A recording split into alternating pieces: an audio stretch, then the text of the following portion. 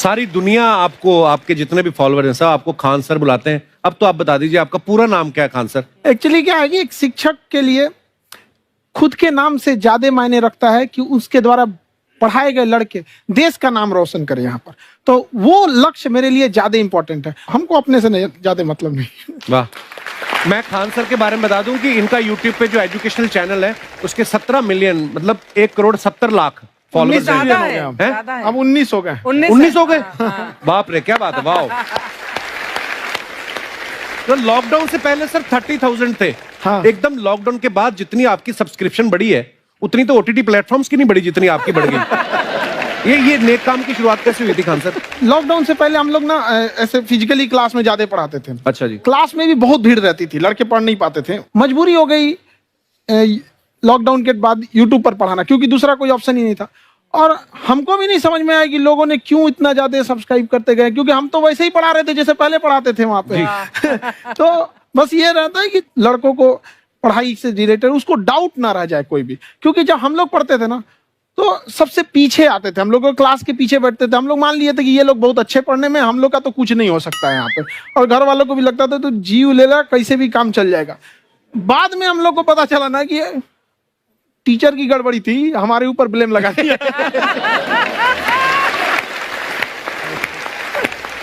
Sir आइए, बहुत बहुत स्वागत है आपका। वाकई एक्चुअली अगर पढ़ाने का तरीका इतना सरल हो, आसान हो, जैसे ना सर मुझे बचपन में ना मुझे हिस्ट्री का पढ़ने का बड़ा मजा आता था। बड़ा होके पता चला कि मेरा हिस्ट्री में तो था इंटरेस्ट, पर मुझे कहानियां पढ़ना अच्छा लगता था जी। आज मुझे थोड़ा लिखने का भी शौक है, एक आध कुछ शायद फ्यूचर में चल के आप वो भी कुछ ऐसा देखें, तो मतलब मुझे शौक है लिखने का। अब जाके समझ में आया कि वो क्यों अच्छा लगता था, उसमें कहानी होती थी। तो ये नहीं हमें पढ़ाया, हमें रट्टा मरवाते थे। तो ये जो आपका ये जो तरीका ये बहुत ही बढ़िया है। काश हमारे समय में भी ऐसा होता, यूट्यूब पे अच्छे अच्छे शिक्षक होते। हालांकि हमारे टीचर भी बहुत अच्छे थे, लेकिन इतने डिटेल में खान सर मैंने आपके वीडियोस देखे हैं, मतलब जिस सब्जेक्ट को आप जानते भी ना हो और अगर लेक्चर देखें और सुने तो उसमें इतनी रुचि पैदा हो जाती है। बिकॉज हम सब टीचर्स के द्वारा ही पढ़ाए गए हैं और हमारे अच्छे टीचर्स भी रहे हैं, लेकिन जरूर आप में एक बहुत ही खास बात है कि आप हर सब्जेक्ट को बहुत इंटरेस्टिंग बना देते हैं। और थैंक यू। इसमें क्या है ना, टैलेंट जो है ये टीचर्स को विजुअल ट्रेनिंग कैसे देनी है, जो बताया अभी कपिल जी ने। कहानी, मैं एक छोटा प्रश्न पूछता हूँ, असैसिनेशन की स्पेलिंग किसको मालूम है? लोग बिलीव नहीं करेंगे लेकिन मुझे मालूम है। असैसिनेशन की स्पेलिंग होती है भाई एस, एस माने गधा, गधे के ऊपर एक और गधा, एक और एस, उसके ऊपर आई मतलब मैं पूरा, और मेरे ऊपर पूरा देश, nation, S S I nation. तो ए एस एस आई, मैं ये जितना विजुअल कर दें पढ़ाने को, जितना आसान कर दें। वो याद नहीं होता था रेडियो किसने बनाया, बोला रेडियो चल नहीं रहा, इसको मार थप्पड़ मार, कोनी मार, कोनी मार, कोनी मार, कोनी ने बनाया, याद हो गया, मार कोनी ने बनाया। जितना विजुअल कर दो। जैसे आपने कहा कि कैसे किसी चीज को इतना अच्छा समझा देते हैं, वो आधे घंटे के क्लास के लिए पीछे 1 हफ्ते का मेहनत होता है। मैं ये भी पूछने वाली थी कि कितनी मेहनत लगती है आपको। वो डिपेंड करता है कि हम कब तक सेटिस्फाई नहीं हो जाते। अच्छा। कभी कभी तो कोई चीजें 2-2 महीने से अटकी हुई है, जब तक हम नहीं सेटिस्फाई होते, नहीं इसको ऐसे नहीं, अब लड़के समझो तब तक नहीं बताते उसे। कहते हैं ना, दुनिया ने मेरी बुलंदियां देखी, किसी ने पाँव के छाले नहीं देखे। क्या है ना कि हम लोग अपने स्टूडेंट लाइफ में इतना पीछे थे ना, कभी कभी अपने आप को से डर लगने लगता था, या हम कहाँ आ गए, हमारा कुछ हो सकता है कि नहीं हो सकता है यहाँ पे। तो लेकिन ना कुछ सीखने का बड़ा शौक था। हाँ। तो जैसे एक फिल्म बनाने से पहले डायरेक्टर कितने महीने की प्रैक्टिस करता है, 2 साल की मेहनत के बाद एक 3 घंटे की फिल्म बनाना पड़ता है। उस तरह से थोड़ा काफी मेहनत करना पड़ता है पीछे से, तब जाके समझ में आता है। और धीरे धीरे एक्सपीरियंस होने से थोड़ा समझ में आ जाता है कि क्या, कहाँ पे कौन सा चीज डाउट आएगा वहां पे। और आपसे पढ़ाई करने का ये भी फायदा है, ये पीट नहीं सकते ना यूट्यूब चैनल से, अंदर से निकल के थप्पड़ भी नहीं मार सकते। हमें तो पीटा इतना है ना, हम तो मतलब टीचर से सवाल नहीं पूछ सकते थे। अभी बचपन में पूछ भी लिया ना कि सर सूरज कितना दूर है, तुझे जाना है उधर है। मतलब ये नहीं कि बच्चे के साथ दोस्ती करो, उसके साथ आजकल माहौल बहुत बदल गया है। अब तो बच्चों की पिटाई भी नहीं होती, हमारे टाइम बड़ी पिटाई होती थी। हम भी कहते हैं, हमसे भी लड़के नहीं पूछते हैं, क्योंकि उन्हें पूछने की नौबत ही नहीं आती है। क्लियर हो जाता है ऐसे ही। वाह, क्या बात है। मैंने देखा है सर आपके फॉलोअर्स में रवीना टंडन भी है एक। तो जब आप आए, कितनी मुस्कुराहट आई खान साहब आपके। तो जब कभी आप कोई नया वीडियो डालते हैं तो आप उनको पर्सनली मैसेज करते हैं कि किसी चीज पे डाउट हो तो कॉल मी एनी टाइम, ऐसा करते हैं आप? अच्छा, विवेक सर के बारे में हमने सुना है कि किसी को बिजनेस रिलेटेड प्रॉब्लम हो तो ये 5 सेकंड के अंदर जवाब दे देते हैं। जब भाभी जी आपको तैयार होने के बाद पूछती मैं कैसी लग रही हूँ, 5 सेकंड में जवाब दे पाते हैं आप? देखिए, इसमें तो सभी लोग पीड़ित है और हर जगह, हर घर में ये जरूर सुना होगा सबने कि बच्चों के चक्कर में तुम्हारे साथ रह रही है, वरना तुमको तो कब का छोड़ के चली गई होती। ये बड़ी कॉमन बात है। So right. परमीत सर बोलते हैं आपको ऐसा? आप तो कभी नहीं बोलती होंगी। इनका उल्टा है, इनका एटीट्यूड पति वाला है वैसे, तो इसलिए। क्या प्रॉब्लम है? नहीं, कोई औरतों को प्रॉब्लम मतलब मर्दों से कम बिल्कुल मत समझे। नहीं, ठीक है, पर ऐसे मुक्के वगैरह नहीं मारने चाहिए आपको। सर आपने अभी तक शादी नहीं की ना खान सर? नहीं। इतने पॉपुलर हो गए आप, आपका सेंस ऑफ ह्यूमर इतना अच्छा है, तो बड़े सारे प्रपोजल तो आते होंगे आपको। अभी तो इधर कुछ नहीं है ऐसा। खान सर पर्सनल सवालों का जवाब कम देते हैं। अच्छा, जैसे हम शादीशुदा लोगों को देखने के बाद हमको थोड़ा सा और अच्छा, कई बार ना इंसान ज्यादा मोटिवेशनल स्पीकर्स को सुन लेना तब भी कंफ्यूज हो जाता है। कोई कहता है बड़े सपने देखो, गाड़ी लो, बैंक बैलेंस बनाओ। कोई कहता है कि इच्छाएं नहीं रखनी चाहिए, ये दुखों का कारण है। हम किसकी सुने गुरुजी? सुने सबकी, करे खुद की।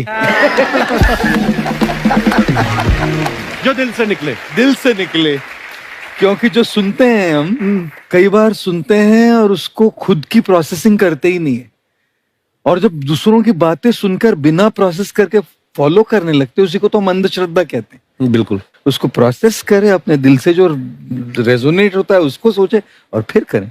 मम्मी सुना, मेरी मम्मी के आगे डॉक्टर फेल है। मम्मी की जो सहेली ऑन द स्पॉट इसके साथ बैठी है, और इनको अगर कोई प्रॉब्लम है, फॉर एग्जाम्पल कोई शुगर की प्रॉब्लम है, तो उन्होंने जो बोल दिया वो अंतिम सत्य है।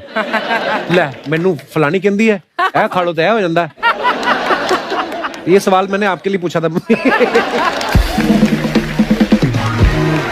आई wanted to ask Khan sir कि आपका एक एपिसोड था ट्रेन के बारे में, कि ट्रेन में ऐसा क्यों होता है, शुरुआत में ऐसा हुआ था, ये यहाँ पर बोगी के लिए ये कनेक्शन, तो ये सोर्स क्या होते हैं आपके, कहाँ आपसे से सुन ढूंढ के लेंगी, लाते उसके हैं? बाद खुद का चैनल शुरू करेंगी।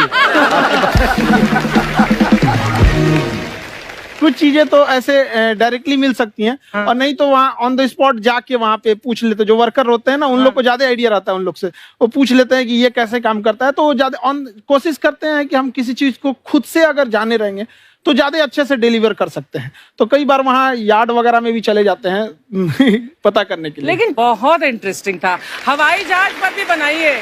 आप कहती हैं तो एक उस पर भी बना ही देंगे। बहुत शुक्रिया जी। अच्छा सर, कई बार ना माँ बाप भी, जो मैं ये कहूंगा कि उनकी गलती होती है कि अगर अब बच्चा आपका 4-5 साल का है, आप शुरू से उसके मन में डालना शुरू कर देते हो कि ये तो इंजीनियर बनेगा। हो सकता है बाप इंजीनियर हो, वो चाहता है कि जरूरी तो नहीं है।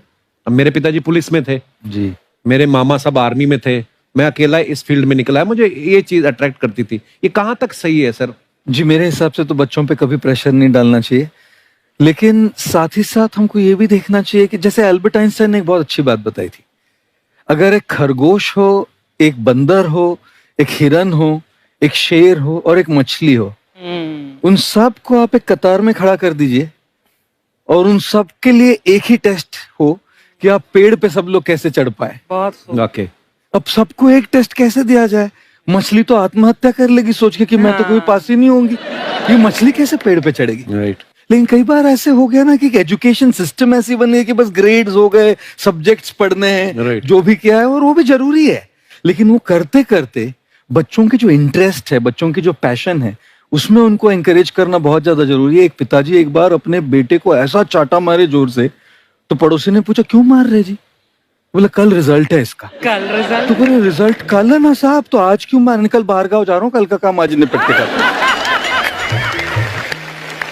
कहने का मतलब ये है कि आप देखिएगा कि अगर आप बच्चों को अपने कॉम्पिटेंस के हिसाब से नहीं देंगे तो ये चाटे ही खाते रहने पर फेल ही होते रहेंगे। बहुत खूब। ओके, अच्छा, विवेक सर का एक कहना है कि बच्चों का अगर 95% से ज्यादा मार्क्स आते हैं वो भी खतरनाक होते हैं। 75 से 85% वाले जो बच्चे होते हैं लाइफ में बड़ा अच्छा करते हैं। अच्छा। कभी किसी पेरेंट्स ने आगे कहा है कि आपकी वजह से मेरा 95% वाला बच्चा 75 पे आ गया? नहीं, बेसिकली 95%, देखिए स्कूल में जो पढ़ाई हो रही है, जो भी बताया, वो classroom based conceptual theoretical approach है। और उसमें बच्चे को क्या चाहिए, एक कॉन्सेप्ट होता है कि जिस सब्जेक्ट में 10 में से 3 आ रहे हैं उस पर फोकस करने की जगह वहां फोकस करो जिसमें 10 में से 7 आ रहे हैं, ताकि उसका सुपर स्पेशलिस्ट बने। पर वहां सब कुछ पोर किया जा रहा है, तो 95% के चक्कर में, 98% के चक्कर में अपनी ओवरऑल डेवलपमेंट कर नहीं पाता है। और ये पुराने पैटर्न्स के कारण हमारे यहाँ बच्चे डेवलप नहीं हो रहे हैं, और पैटर्न्स इतने मजबूत हैं। तो मैं ये लोगों को बोलता हूं कि बच्चे को जो उसको आता है, जो उसको भाता है, जो बाजार चाहता है, जब इनका कॉम्बिनेशन बन जाता है तो बच्चा इतना सफल हो जाता है कि उसके मुकाबले कोई और खड़ा नहीं हो पाता। क्या बात है, बहुत अच्छी बात। मैं देखो, ये पुराने बिलीफ तोड़ने जरूरी हैं। आप जानते हैं गाय